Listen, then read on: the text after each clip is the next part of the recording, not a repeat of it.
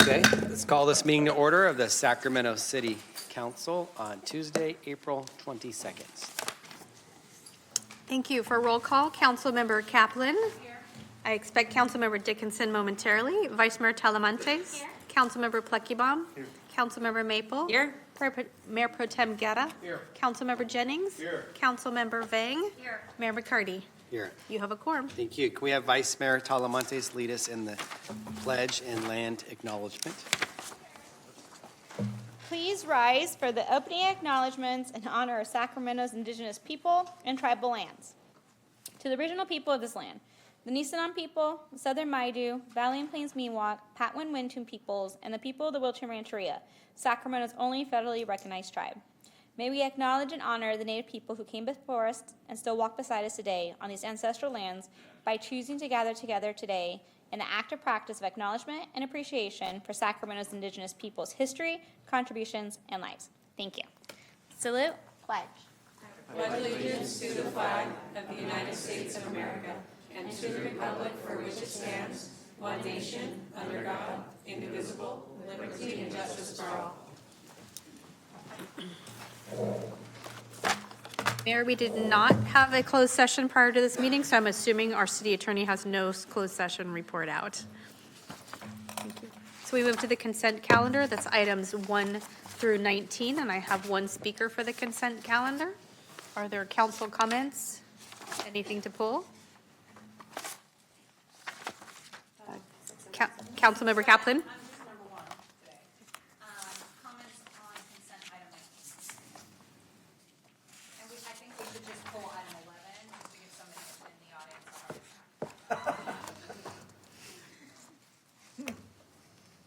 Seeing no one else queued up, do you want to make your comments on item 19?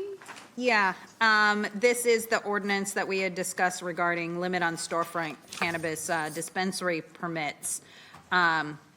You know, we had a robust discussion here about the extension of the additional, 3 additional core permittees to become operational to start that process. One, I just want to make sure we follow up and get a 6-month check-in with those that we did give the 1 year. Will they make it? Will they not?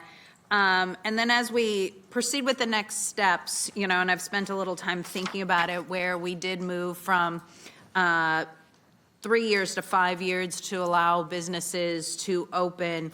I mean, that was kind of made a little bit on the fly.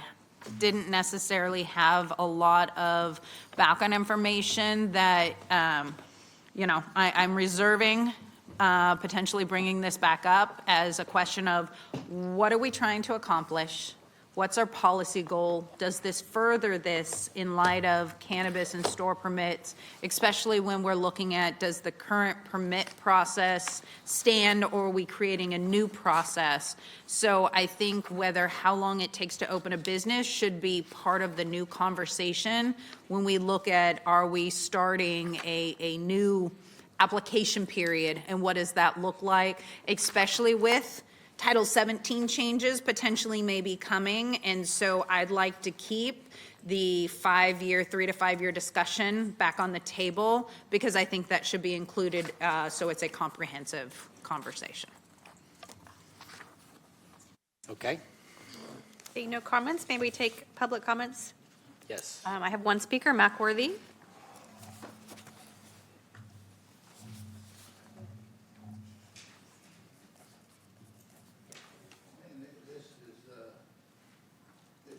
They're going to buy a truck for towing, as many tow trucks you hear. Now, somebody came to me with something, and I asked somebody something on those tow trucks. And now I see that this is on the page. So, you know, I don't know. And medical center, rehab. Now, why would the city council put money out to the rehab as much money as the medical world is making? See, this is why I tell people, Trump is doing the right thing. This is waste of money. This is waste of money. If you don't own that medical center, and if you got it leased, and the leasee cannot keep it up as much money medical making, something wrong. So just be aware of what you're coming out here. From what I heard this morning, I'm going to keep laughing. Mayor, I have no more speakers on the consent calendar. Okay. I'll move consent. Thank you. We have a motion and a second. Do we have any abstentions? None. No one mentioned it earlier? And Mayor, I didn't hear the second. I'll second. That would be Councilmember Pluckybaum. Thank you. Nobody mentioned any abstentions or anything earlier, right? Nope. Okay. Thank you. We have a motion and a second. No abstentions noted. All those in favor, please say aye.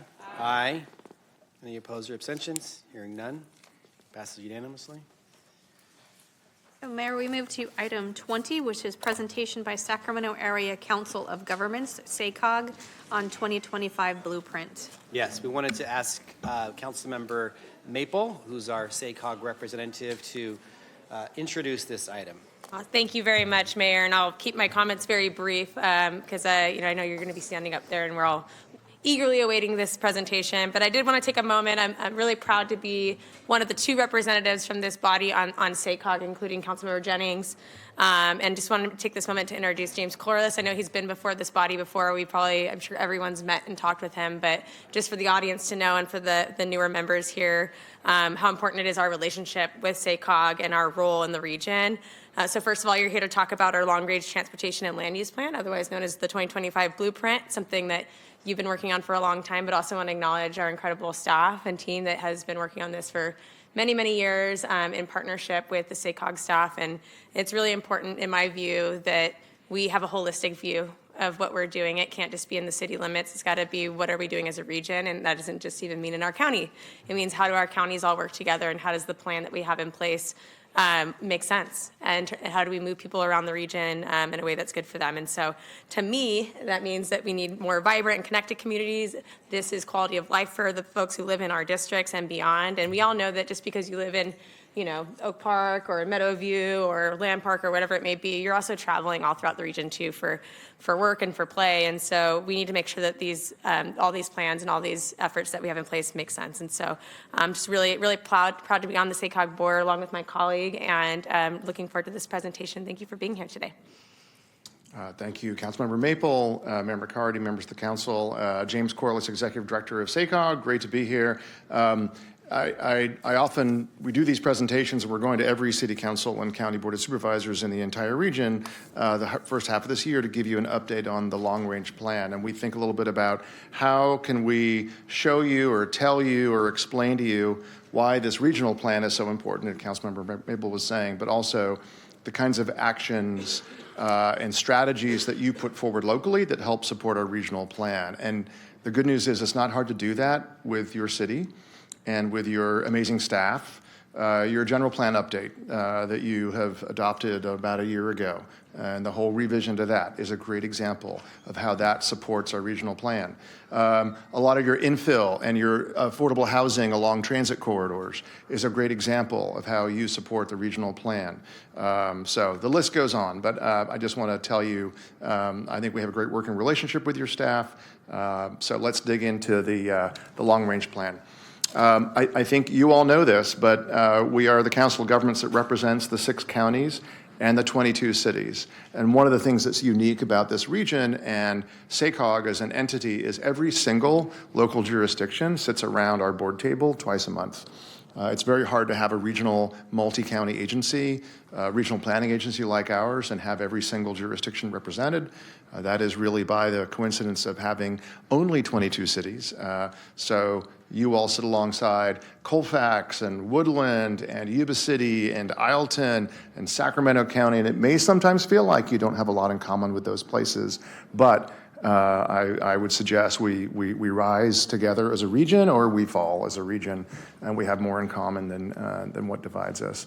We started this plan 2.5 years ago. We actually came here 2.5 years ago to kick this plan off, and we've started with a foundation, sort of fundamental bottom line of equity, economy, and environment. So we're trying to maximize all 3 of these things through a long-range plan we're calling the blueprint, that looks out over 28 jurisdictions, looks across 25 years, and really knits together infrastructure, transportation, housing, jobs, land use, air quality, climate change. And it is the plan that has to meet a lot of our state and federal mandates But it's not just a top-down plan. It's a plan that also we use to go back to Washington, D.C., to go to Congress, to go to the state capitol, to lobby and advocate for the things that our region needs, and to prove to the state and our federal partners that we are investment ready, that we're investment worthy. In this plan, we have done more outreach and engagement than we've ever done in any other plan before. And partly we've done that through some, I think, great learnings that we've had on our side from our staff. We've partnered with a lot of community-based organizations and nonprofits. Rather than do an RFP process, we provided mini grants across all 6 counties to community-based organizations who then turned around and went out and engaged and survey a lot of their members. So we've done every kind of engagement that we've known how to do. We've done polls, we've done focus groups, we've done multiple pop-up events in every county, working alongside your staff, and we had a big workshop in Folsom about a year and a half ago at the midpoint of this plan. And we distilled all of that outreach and what we've heard into these 7 themes that won't sound that dissimilar perhaps to the things that you hear here locally in the city. People wanting housing, and not just any kind of housing, but really housing for all life stages and all income levels. People want safe and convenient transportation choices and options. There's a lot of concern about natural disasters and making sure that we are ready and that we're resilient for a changing climate, and finally protecting and conserving a lot of our open space and our working landscapes and our agriculture. In our focus groups, we heard a big theme around public transportation, that people really want to be able to use a public transit system that's safe and clean and reliable and frequent. We don't have enough people yet literally living and working within an easy commute. But that said, our transit systems are bouncing back from COVID. We're now at where we were before the pandemic on bus ridership, and we're slowly climbing back on light rail ridership. I mentioned the other themes we've heard here in the survey that a lot of our CBO partners administered across the 6 counties. The #1 topic by far, not surprising again, is housing. So when we've gone out and surveyed on a plan that largely governs transportation investments, the first thing we heard back is the people's concern about lack of housing, lack of affordable housing, lack of housing for all life stages, and the ability of our kids and grandchildren to be able to afford to live in this region in the future, followed by public safety, a lack of transportation options, and traffic congestion. So what have we learned as we've done this plan over the last few years? Again, you may know this. You may know this if you're out and about in our region, if you're stuck on I-80 or US 50, and I can't answer any questions on the construction on US 50. That's going to have to be a partner of ours. But we are the fastest growing region in California. As of the 2020 census, we surpassed the other major metropolitan coastal regions in California. And this chart will show you that we show that pace of growth higher than the average rate of growth in the state of California, higher than the national growth rate, population growth rate, continuing.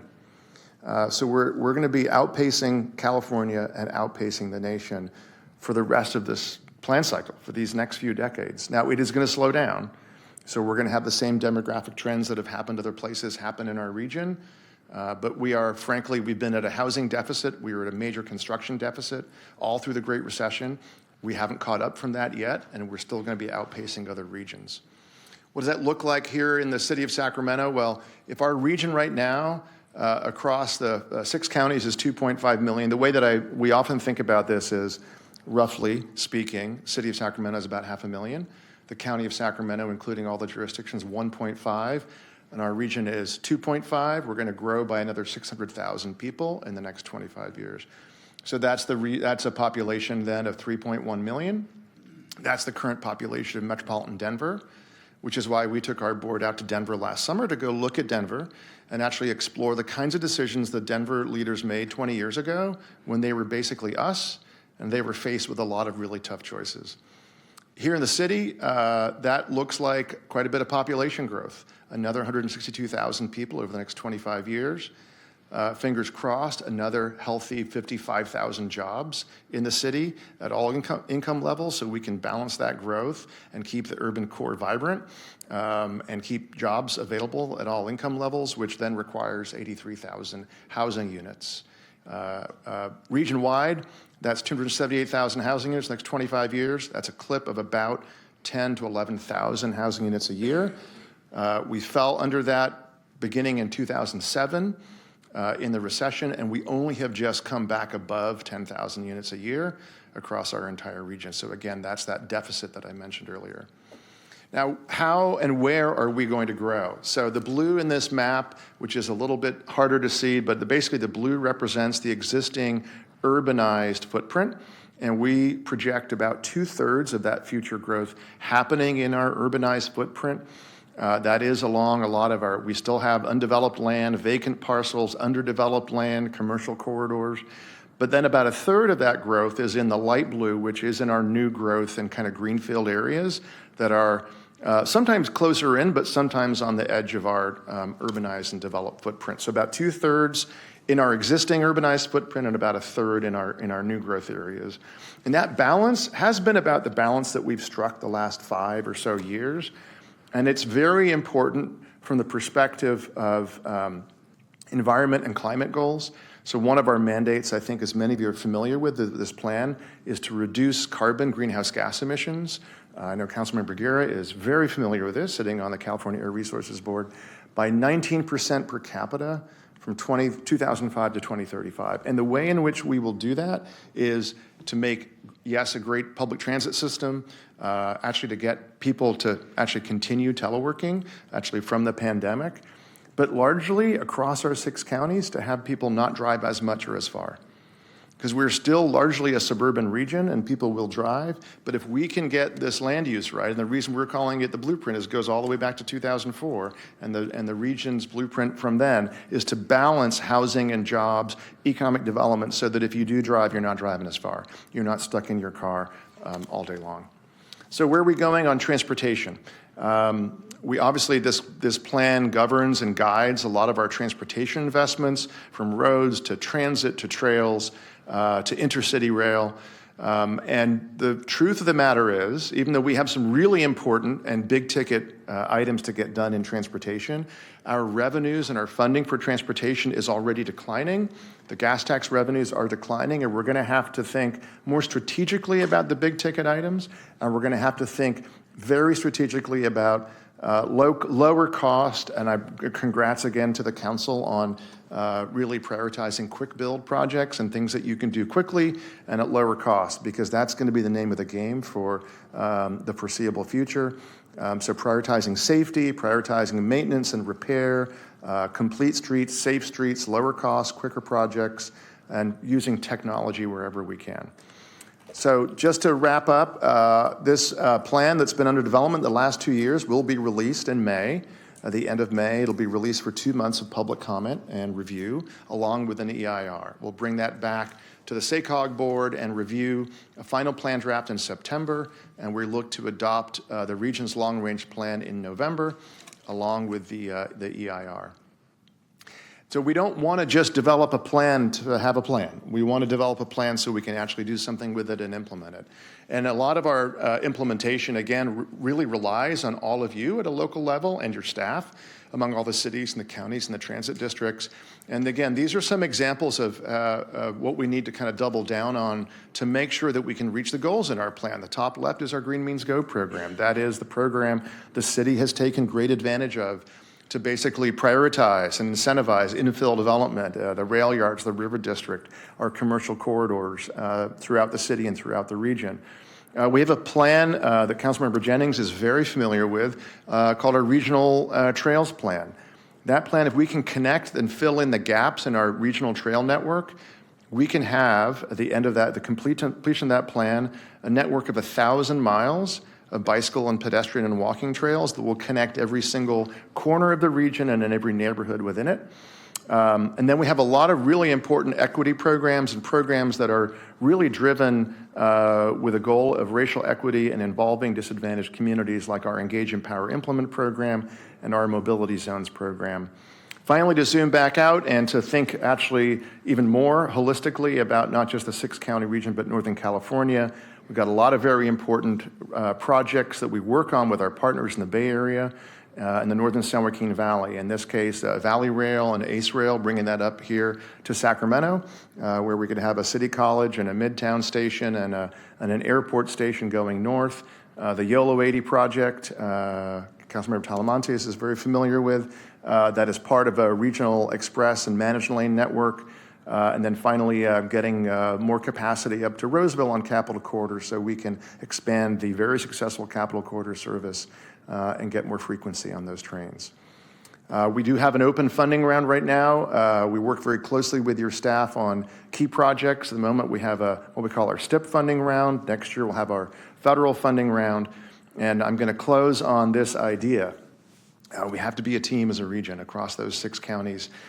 We have to be a team that works together across not just geographic divides, but partisan divides. The fact that we have a bipartisan delegation in Congress represents our region. The fact that we have a bipartisan delegation in the state capitol is an asset, and we need to think of it as such, and we can be a team if we just use a little color. So with that, I'll close, and I'd be happy to answer any questions.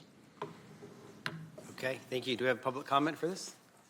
Mayor, I have only one speaker, Mac Worthy. Let's hear that first. Mr. Worthy?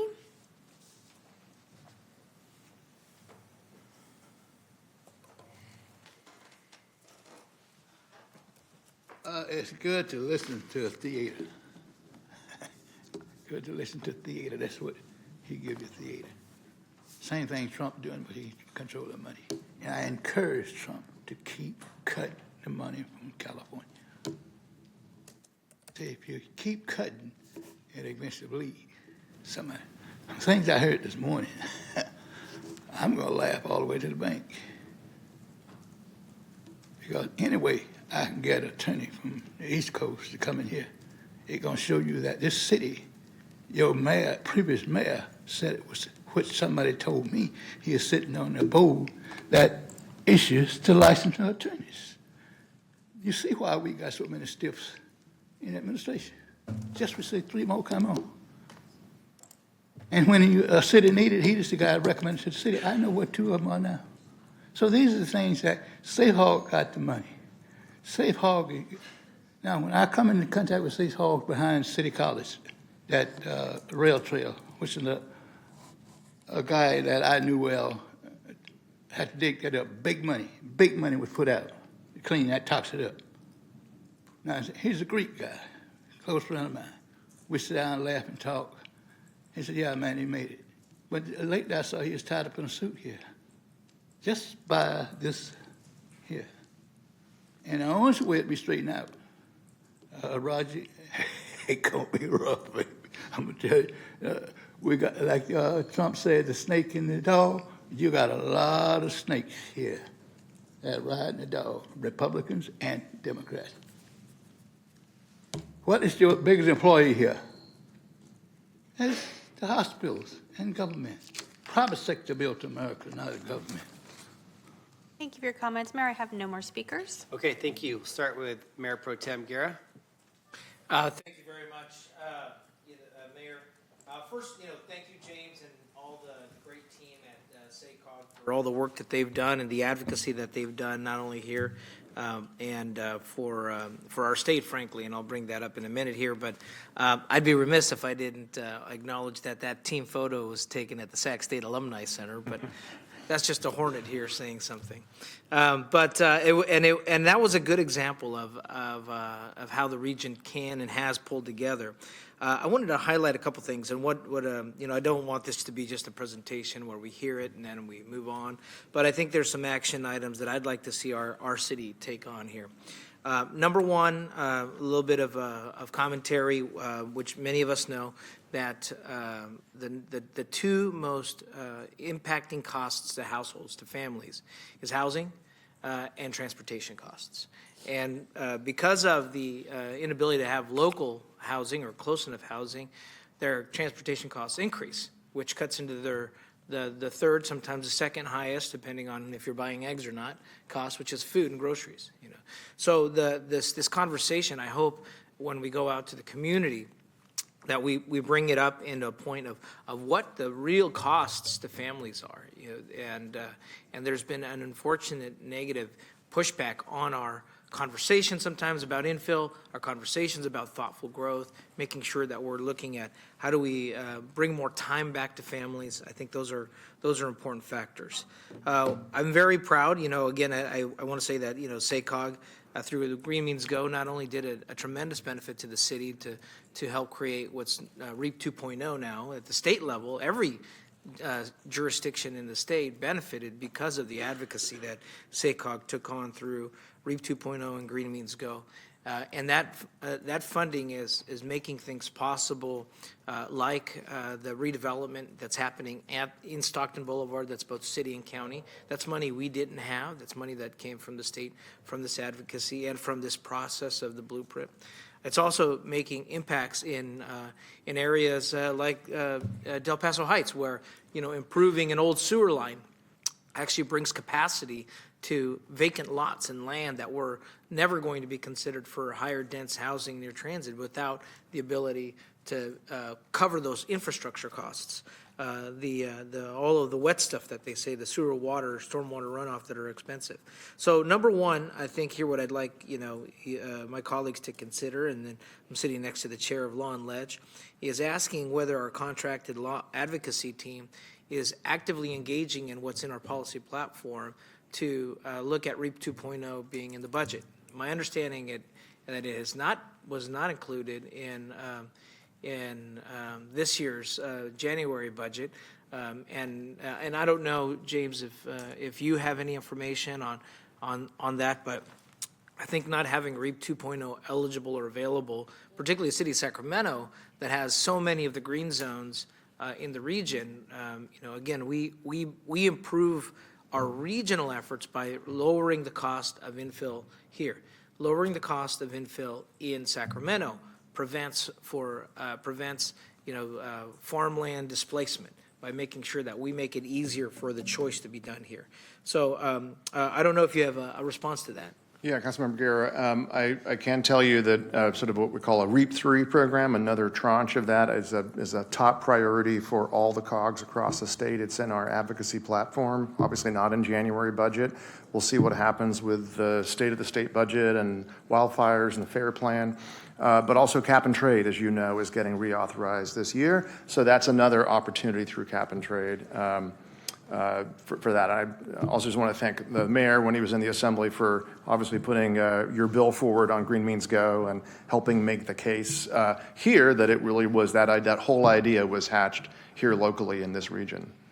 And frankly, it's helped even other jurisdictions that wouldn't have the capacity. I mean, without Green Means Go, I don't think Yuba City would have been able to improve their little downtown, which is a cute place, But I think that's a critical one. The second piece that I wanted to bring up was, on the city outreach side, I think it's important that we talk about, and this is how all of us have community events, we have food truck events, and I'd like to see better coordination between our Streets for People campaign and this effort. And I'll bring up the aspect of, say, for example, the Rails and Trails, the regional trails and bike trails project, the evolution of e-bikes and the ability to have a larger distance for folks. And people who would have mobility challenges now can take advantage of an alternative form of transportation. But our biking infrastructure is disconnected and dangerous. And so I think that when you're having those discussions, because at the moment, we do have folks who are still commuting to places outside of a local biking area, although except our interim city manager probably can do 100 miles in a day, But outside of that, I think that most of us could benefit from that connected trail system, and I think it's important for our city residents as we're doing outreach how that benefits us. So the second thing is asking our city outreach team to maybe coordinate with your office. We already have planned events that There are already a number of them out there, and how do we just plug and play versus replicating, another meeting or another thing to try to drive attendance to. And the last thing is a request from SACOG, and you have been involved, but it's in ensuring that we can pass what I think is a responsible and a viable transportation measure that looks at both addressing the needs that we have through a local Green Means Go program that improves our biking and roadway infrastructure, safety infrastructure for our local residents, but also addresses those larger safety challenges that we have because it's interconnected. So I think we would ask that SACOG support us in that effort to ensure that we're able to achieve both a responsible and also viable transportation measure in order to achieve those goals. So I'll stop there, but to start off with the first one, I think we got to be aggressive on the REAP 2.0 funding. So.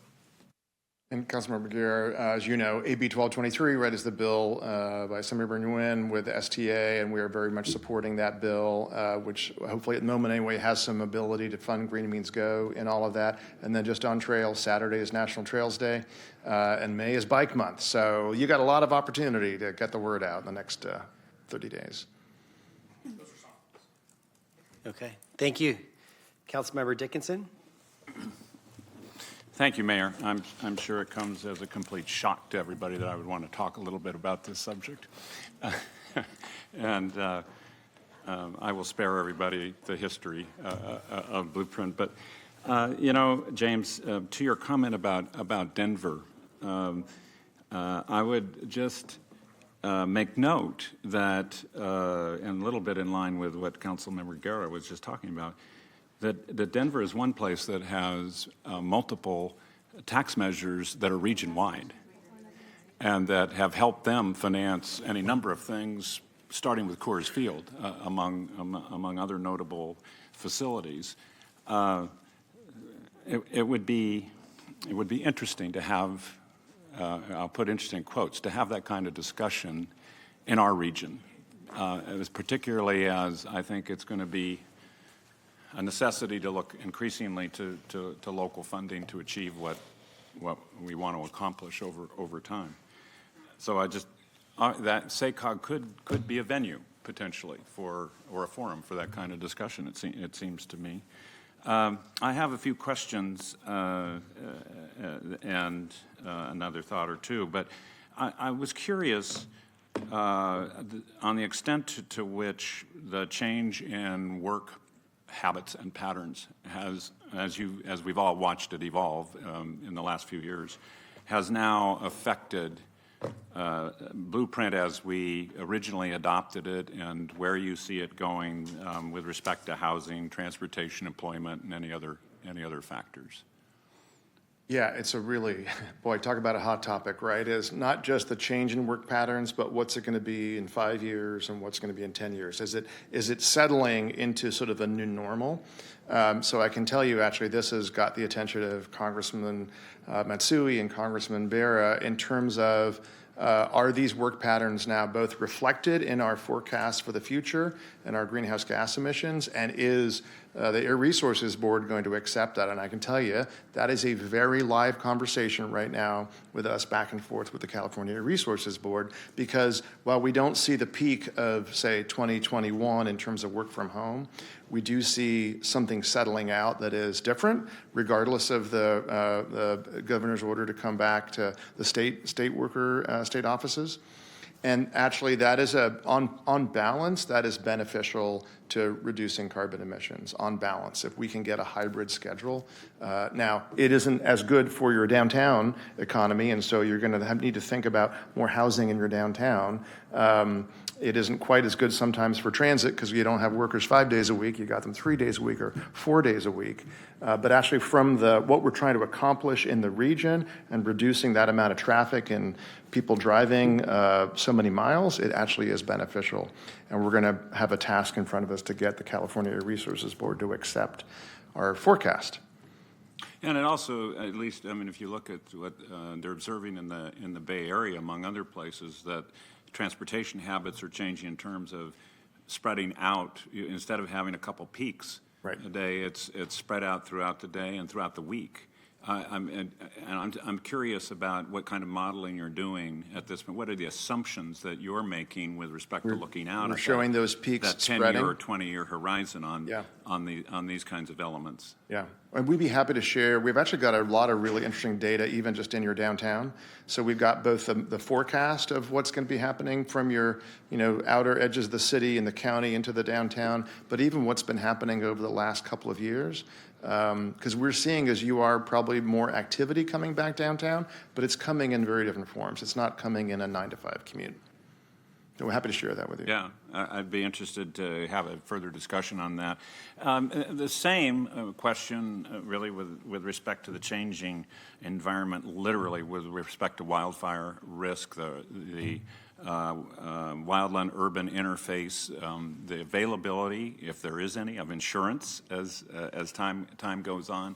How, and that's a little bit more recently arising to a more critical level, but how are those factors influencing what you're doing with respect to modeling for the next decade and 20 years? We don't forecast a ton of new growth in wildfire risk areas. It's de minimis. What we do worry about and forecast is the need to evacuate. And so that's the thing, I think, if you talk to anybody in foothills or the mountains or the wildfire risk areas, is getting a lot of people out on, limited road space, which were never designed to evacuate people in a matter of hours. Now, that said, I will tell you, US 50 in El Dorado County had this great project called Trip to Green, and they have 3 traffic lights in downtown Placerville. You've probably been stuck in them if you ever go to South Lake Tahoe. So they've signaled them up and wired them up, and they can actually turn them green and divert traffic around them, so they get people out. The first pilot project was the first week of the Calder fire. So they were actually able to turn that on and evacuate people out of El Dorado County during the Calder fire. They're trying to now get the money to make that a permanent project so that they can actually sort of turn those lights green in any evacuation. But we've got a lot of places in the region that are at serious risk in terms of evacuation. But, and even beyond that, I mean, just the availability of insurance, I'm sure you're aware, Berkeley, this last week told those who live up on Grizzly Peak and near Tilden Park that they've got to clear 5 feet. Nobody from their houses in terms of open space to plantings. I don't think anyone would have imagined that 5 years ago. We've got areas, people who live along the American River, people who live in other spots that may have the same conditions. I'm curious whether this is an element in the thinking about how you're trying to model what happens both from a built environment standpoint as well as a development standpoint. What I'd like to do is get back to you with some, a little bit finer grain detail on an answer there in terms of how much the uncertainty in the insurance market has affected any of our forecasts. Like I was saying, we haven't forecast really a lot of new growth certainly in wildfire risk areas, but we'll happy to respond and get you some more details. Yeah, I just think these are going to be continuing to emerge as major considerations. You referenced the consideration in your slides and your remarks, equity. Admittedly, in 2000 to 2005, when we were developing the original blueprint, there was not a lot of conversation, not expressly anyway, about equity. And I'm curious about how equity now factors into, again, the modeling you're doing and the work you're doing with the updated blueprint. Yeah, we're trying to factor it in a number of ways, and I want to just congratulate and thank Councilmember Jennings for leading our Race Equity Inclusion Working Group for the last 4 years and leading a lot of our efforts on that, and through the whole board and the whole region. We have now a few programs I mentioned but didn't get into the details, mobility zones. So what's been fascinating about it is I think one thing people don't want for any of these subject areas is a one-size-fits-all. So we don't want to come in and say, we're going to give you our definition of disadvantaged in your community, right?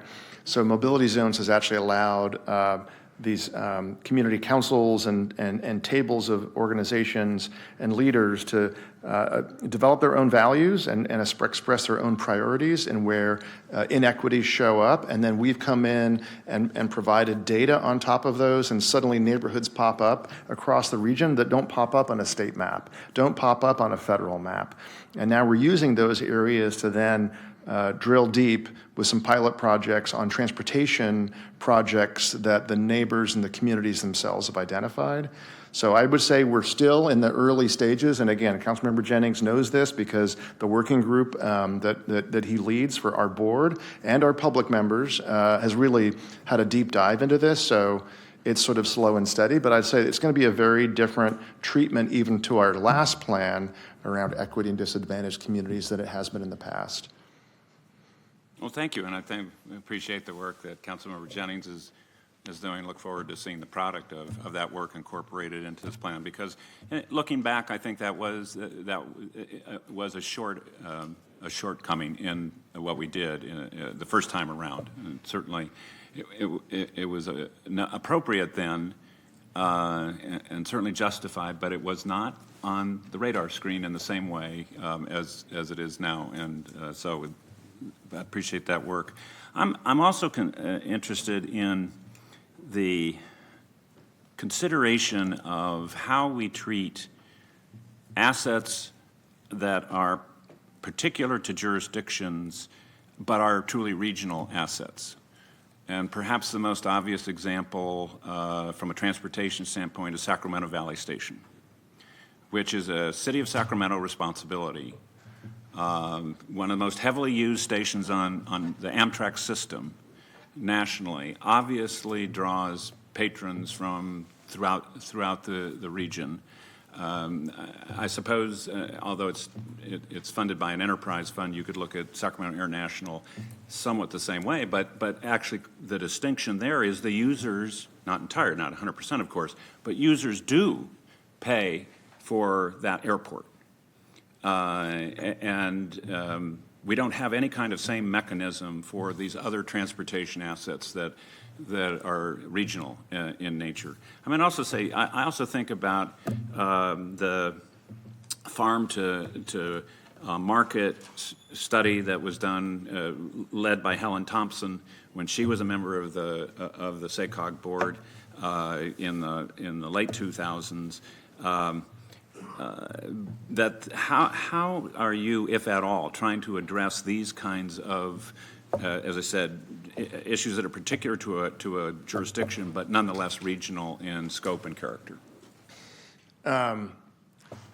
Perpetually. I think this is, look, in an era of shrinking resources, right, and a lot of angst and anxiety around federal funding, and will federal funding continue to flow, it's a very natural reaction to say, I just want, I'll take a smaller share of guaranteed money, absolutely, rather than the chance to kind of compete for anything at any level, right? But I think you just described the farm to market. What's interesting is, let's take our YOLO 80 project across the causeway. YOLO County could never pay for that by itself.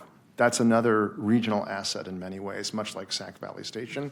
So I think the job that we have as a regional entity is to balance local interests and some desire to get some guaranteed funding to advance your projects with a regional sense that we're kind of all in this together. And that a fair share doesn't necessarily come just by how many people live in the facility or use the facility, but it's really what the benefit it provides the entire region. So that is the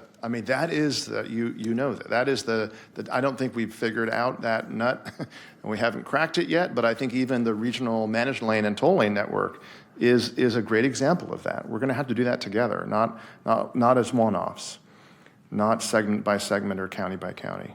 Yeah, that's where I guess your team photo comes in. Exactly. Metaphorically in a useful way. I appreciate the time, Mayor. I just had a couple more things I wanted to explore a little bit. You showed the diagram of projected rail expansion, intercity rail expansion in the region, and I've recently had some conversations with the CCJPA staff about the third mainline track, which I hate to tell you, I went to Omaha about in 2007, 2008, but it doesn't seem to be much closer to reality. Is there anything you can do from the SACOG perspective to help advance? I mean, I know everyone's all in on this, but what, if anything, do you think SACOG can do to be helpful there? I'd have to get back to you on the latest challenge on the third track project. We definitely, when the last few years, our board has done quite a bit to swap some money, put some money down that for leverage on the federal CRISI money that has come into that project. So I'd need to get back to you on what the next what the next move is on that because of the issues that you're raising. And it's not the only project that we've got those issues on. Yeah, and I mean, it's somewhat in the same bag as the expansion of the San Joaquins. And Right, exactly. That's the one I was thinking about. you mentioned Midtown and the airport, but you left out North Sacramento. But in any case, how do we get that expansion more quickly, sooner rather than later? Any thoughts on that? We've got to use I think the bipartisan support in Congress for conventional, regular, medium-speed rail. Because while high-speed rail is a flashpoint, there is bipartisan support for conventional rail. It cuts across both parties. I mean, I do think, as it was with the original blueprint, implementation is going to be the biggest challenge of all. That's not part of the plan, but it's always on the horizon. Finally, coming back to the REAP 2.0 mentioned by Mayor Pro Tem Guerra, obviously we're also in the midst of discussions on cap and trade reauthorization. That's something I think for our Law and Ledge Committee to talk about as well. Is SACOG engaged in that effort at all? We're engaged through some of the associations we're part of, the statewide associations. But not singly, just SACOG on its own? At the moment, one of our big things, in addition to supporting the AB 1223, is to work on SB 375, so the climate law that governs a lot of this plan. So we're trying to update that that's really our board has given us that direction. That's our number one priority. But we are engaging on the cap and trade through various other channels. Yeah, I think that's one of the biggest sources of potential money looking out in the years ahead. So we don't want to be left behind in that discussion. Anyway, thanks, Mayor, for the time. I appreciate it. Thanks, James. Thank you. Councilmember Kaplan.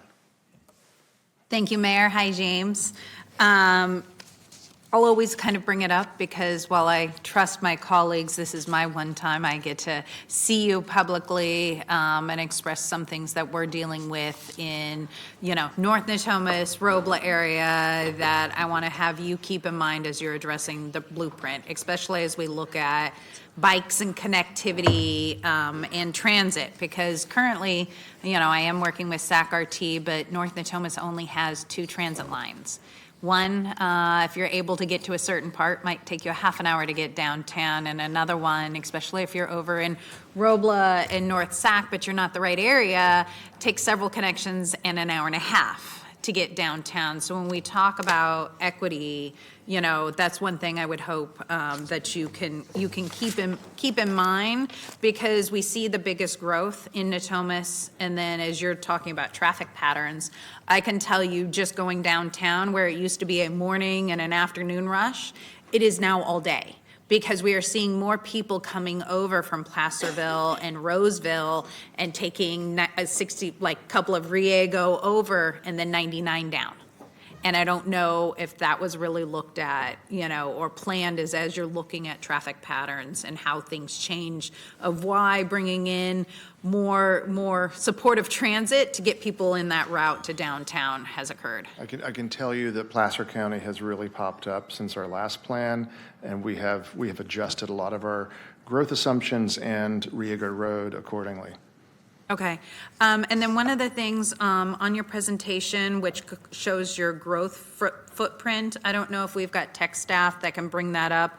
It was shows just where the dark blue and the light blue of where growth is going to occur.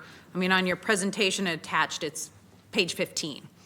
But when you look at it, there's two significant projects that haven't been included, so that I hope that you could go back and adjust, which I know my fellow council member Karina Talamontes would agree with. In the county, just north of the city lines, there's Grand Park, which could be up to 10,000 units, and Upper West Side, which could be 10,000 units. And they're actively going through the county at this time, but they're not included in your growth footprint. And that has me concerned, because that will have a significant climate, environmental, transportation impact. Yeah. Yeah. As you know, neither one of those are approved yet. They are marching through. Maybe Upper West Side is a little bit in front of Grand Park.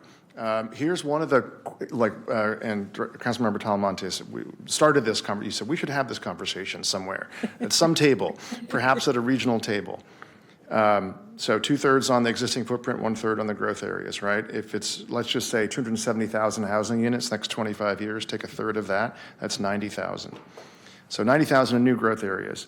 The capacity of our greenfield areas all over the region is 400,000 plus units. In other words, they will not all go, right? And so that's the challenge that we have at a regional table is we know we are not going to grow much more than 600,000 in the next 25 years. So where is that growth going to happen, right? And you may well say, I know, it's going to happen in Grand Park, it's going to happen in Upper West Side. But what we have to do when we come to this plan is to basically make projections and make bets.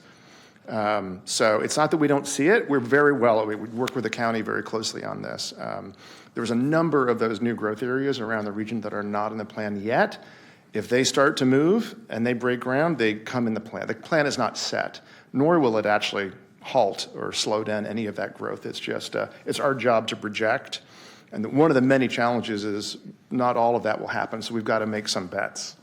Yeah, and I hear you, and I appreciate that, because you can look at development, which you've actually included in Sutter. That's been 20 years in the works. It started and stopped. So that's where, is there a way to look at our blueprint a little differently? Because I would say Upper West Side and Grand Park is more likely to happen than the Sutter development, which I personally worked on.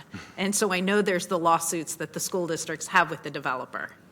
So how do we, where you've made a guess, is there maybe an appendix that can be added? Because I hear you, when you know it's for certain, you'll add it, but sometimes that's too late.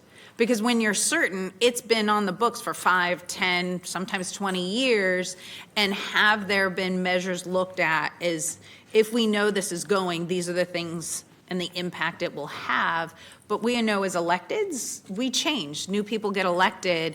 Where is that appendix so that people can see this is potential growth that will happen in the area, so that policymakers can just have that in mind?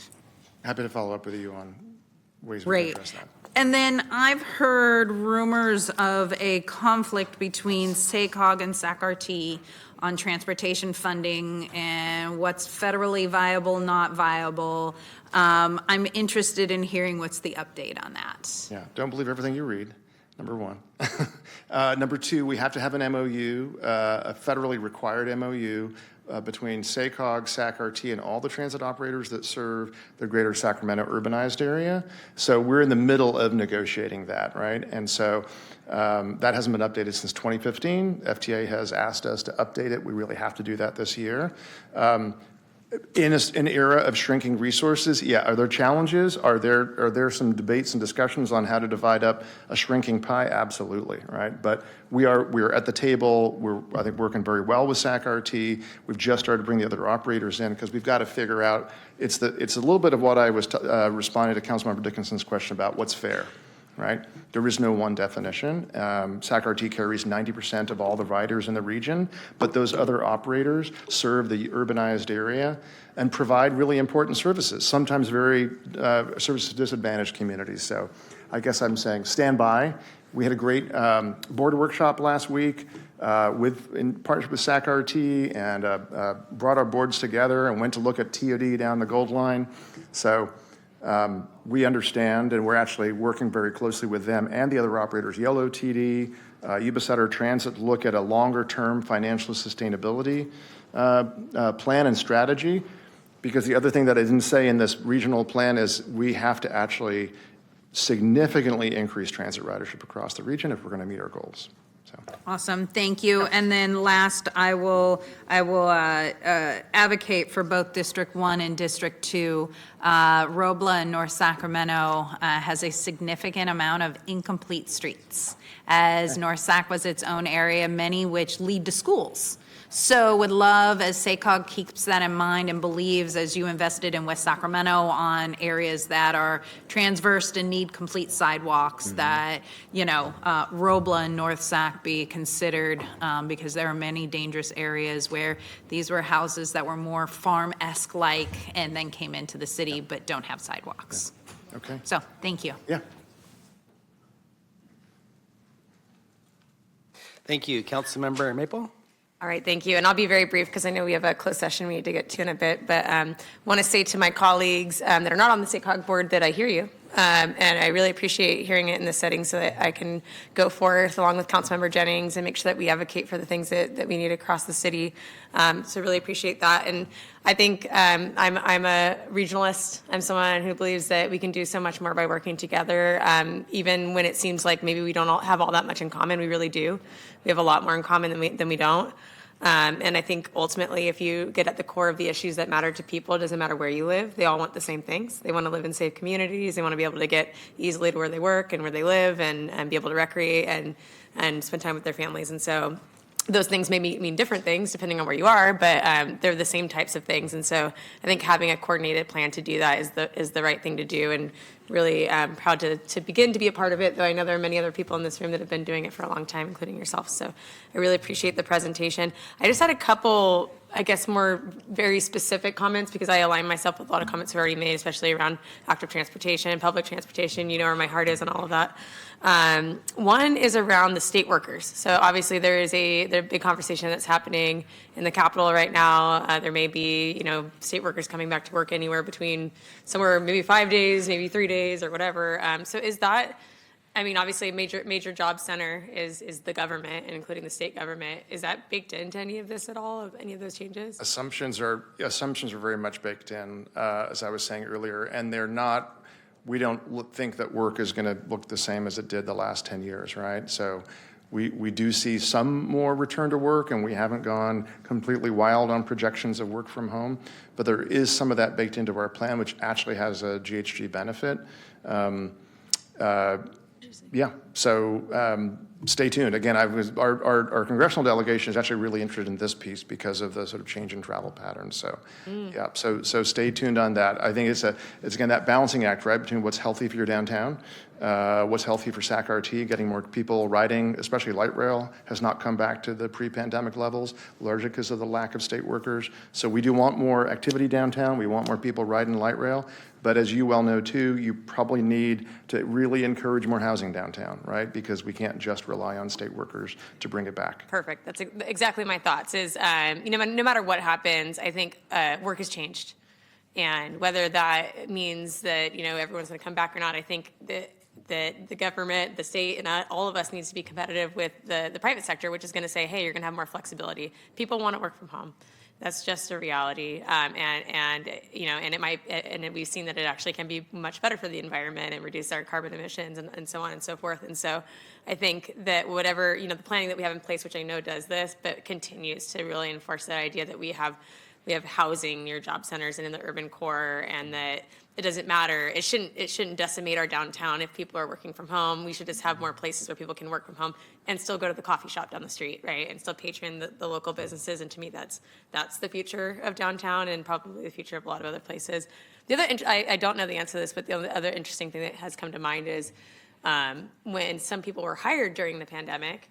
They were hired and told, hey, you can work for such and such department of the state, but live wherever. And then they lived, maybe somewhere else in the 6-county region or beyond. And now they're being told to come back and they're having to decide, oh, do I move to be able to accommodate my job now in Sacramento? And I think we might see some uptick of people who come because they maybe want to keep their job and want to stay. So just something to keep an eye on and see how that is impacting any of the plans that we have going on. The other one was I was really inspired by Mayor Pro Tem Guerra's comments around lobbying and REAP 3 and cap and trade. Obviously, two really big things that we want to push forth, and to the extent that SACOG's lobbyists and the city of Sacramento's lobbyists, and let's say any of the other, local governments that might have their own lobbying teams, either in-house or contract, agree with those things, I think you get a lot more power in numbers and those kinds of coalitions. So I don't know if our government affairs staff coordinate to that degree, but that might be something worth exploring to make sure that we really have the power and the oomph behind what we're trying to accomplish. One thing I know for sure is that our staffs work really well together, but I will definitely, given the comments, go back and make sure that those teams are really, we're firing all cylinders, right? That we're really synchronized. I will tell you, when the legislature and the governor proposed to cut the original REAP funding last year for Green Means Go by 50%, it was an all-hands effort by this entire region, and jurisdictions in this region showed up in great numbers in the state capitol, including the city, and we beat back that cut and only made it a 10% cut, not a 50% cut. And that's a great example of teamwork. Love it. Thank you.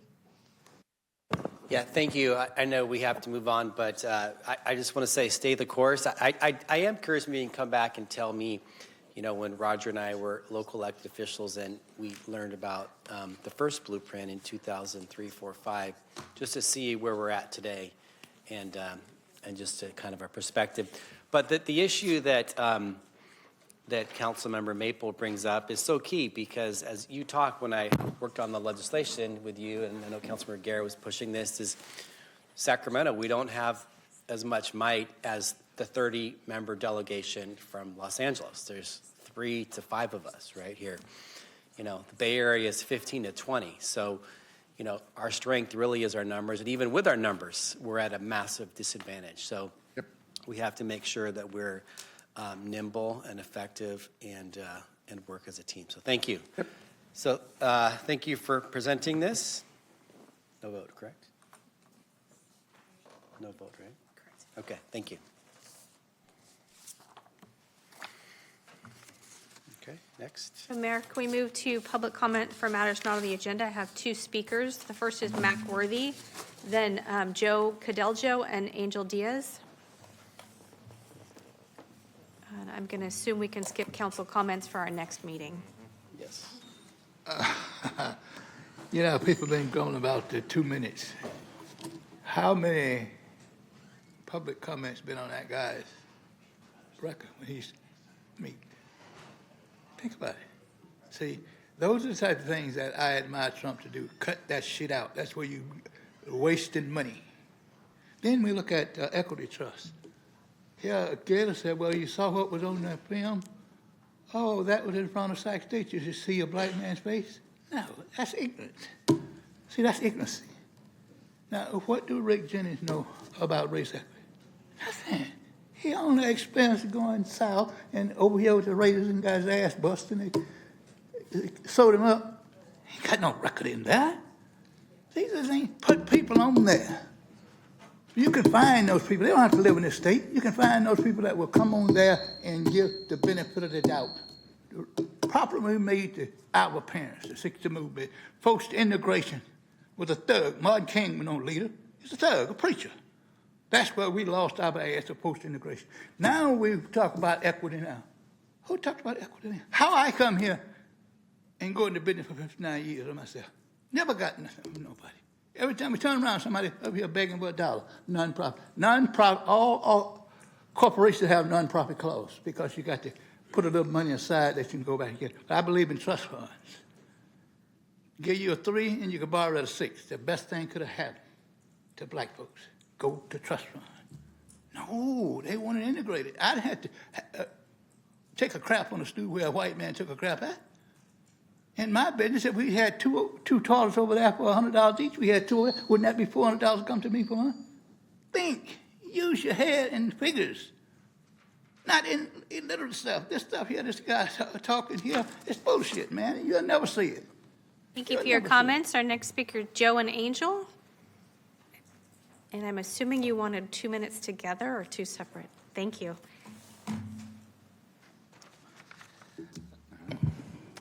Good afternoon, Mayor, Council. Joe Catalago and Angel Diaz. We're with Waste Management, your partners over on Fruit Ridge Road. We just wanted to drop by and help promote Earth Day today, Happy Earth Day, and also our dump day that we have with the City of Sacramento on May 3rd. So May 3rd, it's dump day for all City of Sacramento residents, for all districts, and all residents, not commercial, so it's just a residential community. They can come by, bring all their, all the trash, and anything that can be recycled will be recycled at the transfer station at the materials recycling facility next door. But the hours will be from 8 to 11 a.m. on May 3rd. So we'll leave flyers here. I believe the city is also helping promote it, so we just want to hope to see you all there. Yes, we're aiming for 75% diversion during that event.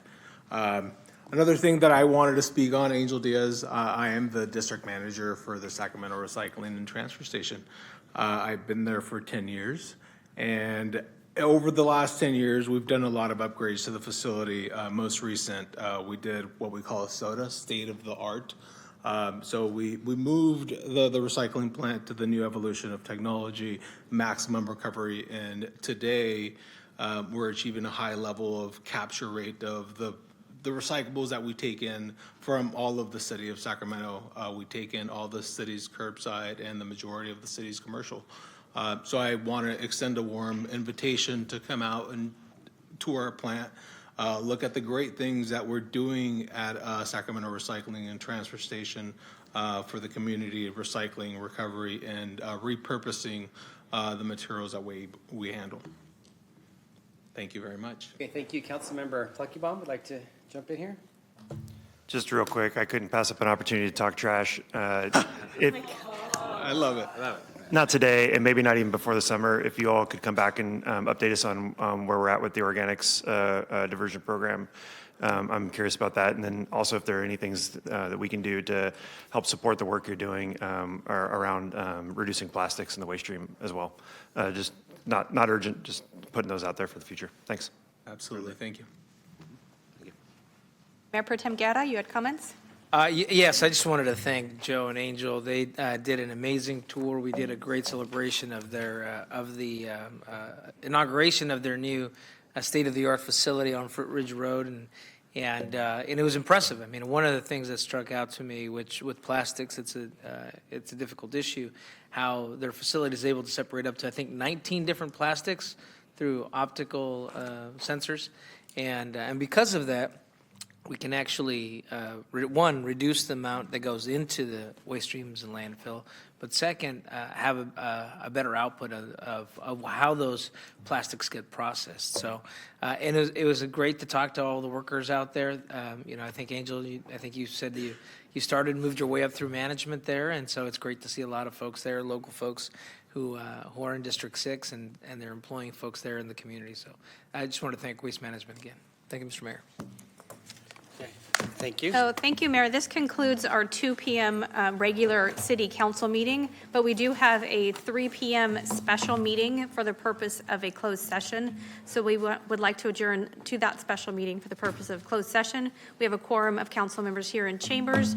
There are 3 items on the special meeting closed session agenda. The first is Public Employee Performance Evaluation, Government Code Section 54957, title City Attorney. The second is Public Employee Performance Evaluation, Government Code Section 54957, title is Director of the Office of Public Safety Accountability. Item 3 is pursuant to Government Code Section 54956.9D1 to discuss matters pertaining to pending litigation. Schmidt versus City of Sacramento, Sacramento County Superior Court Case Number 34-2021-00300. We have no speakers on any of these items on the closed session agenda, and Mayor, you may adjourn to closed session at 3:12.